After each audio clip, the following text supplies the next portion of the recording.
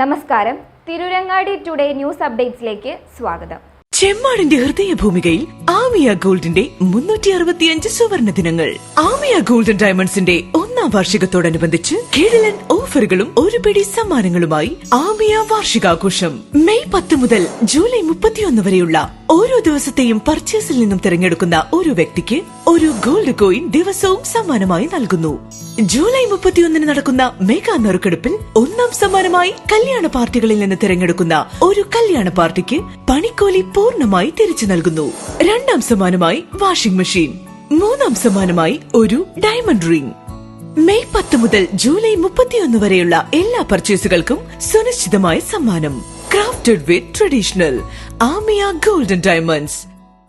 പറപ്പൂരിൽ കനത്ത കാറ്റിലും മഴയിലും വീടിനു മുറ്റത്തേക്ക് ഭീമൻ കല്ലുകൾ അടർന്നു വീണും കിണർ ഇടിഞ്ഞും അപകടം.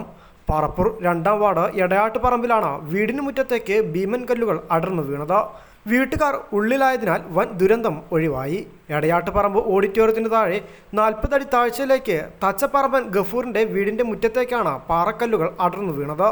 ചൊവ്വാഴ്ച രാവിലെ 8 മണിക്കാണ് അപകടം. ഭിന്നശേഷിക്കാരനായ ഗഫൂർ മുച്ചക്ര ബൈക്കുമായി ടൗണിൽ പോയ സമയത്തായിരുന്നു അപകടം. സമീപത്തും 2 വീടുകളുണ്ട്. വില്ലേജ് അധികൃതർ കുടുംബത്തോട് ബന്ധുവീട്ടിലേക്ക് മാറാൻ ആവശ്യപ്പെട്ടിട്ടുണ്ട്.